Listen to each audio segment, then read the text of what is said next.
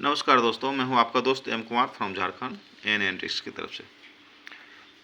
कहने का मतलब कॉइन्स और नोट्स तो कई तरीके के दिखाता हूं, आप लोगों को वीडियो भी देता हूं। उम्मीद है आप लोग बहुत अच्छे से होंगे, खुश होंगे, बढ़िया होंगे। दशहरा मनाए, बहुत खुशी हुई। हम भी दशहरा के वीडियो शॉर्ट्स वगैरह डाले, आप लोगों ने देखा, लाइक करा, शेयर करा, बहुत अच्छा लगा। चलिए ठीक, अब एक चीज़ बताता हूँ आप लोगों को। कॉइन्स तो कई तरीके के दिखाया, एरर में दिखाया, उसके बाद फर्स्ट स्टैक दिखाया, अनलिस्टेड दिखाया, बहुत तरीके के नोट्स भी दिखाए, रेयर स्केयर सब। अब ये जो कॉइन देख रहे हैं इसे पंच मार्क कॉइन बोलते हैं। कई बार आप लोगों को दिखाया हूँ, समझाया हूँ, बताया हूँ। इसके अंदर जो मार्क्स ये होते हैं ना लगे हुए, ये मार्क्स से ही पहचान में आते हैं कि किस राजा के हैं। ये जो कॉइन्स है ये 1700 ईस्वी का है। ये तीनों जो कॉइन है ये नासिर शाह का है बना हुआ, ठीक है ना। ठीक है, अब नासिर शाह कौन था बताता हूँ अभी आप लोगों को।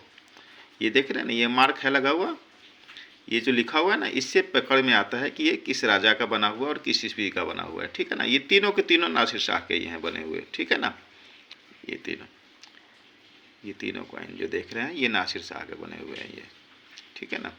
ये शुद्ध कॉपर के होते हैं, इसे पंच मार्क बोला जाता है। और ये तीन भागों में होता है, एक बड़ा, एक इससे छोटा और एक उससे छोटा, ठीक है ना। तो नासिर शाह जो थे वो नासिर शाह 1736 से लेकर 1747 तक अपना जलजला कायम रखा।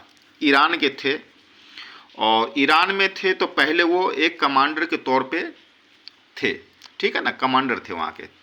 उसके बाद अपना सेना को बगावत करके अपना एक यूनिटी बनाई, एक कमांडर बने और अपने नीचे कुछ योद्धाओं को लेकर लड़ाई करी। इनका लड़ाई में जीतने के बाद कुछ मध्य एशिया तक भी चले और उत्तरी भारत तक भी इनका शासनकाल चला, ठीक है ना। बाद में इनकी लड़ाई कुछ मुगलों से भी हुई, तो कुछ में ये जीते भी, कुछ में ये हारे भी, ठीक है ना।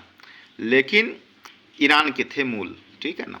उत्तरी भारत पे कुछ हिस्सों में इनका शासन था और मध्य एशिया में भी शासन था। तो उन्होंने अपने समय में ये टंके चलाए थे। टंके बोल लीजिए या इसे क्वाइंस बोल लीजिए या इसे पंचमार्क सिक्के बोल लीजिए, कुछ भी बोल लीजिए, शुद्ध कॉपर का होता है। तो ये जो है ये 1736 से 1747 ईस्वी के बीच का है।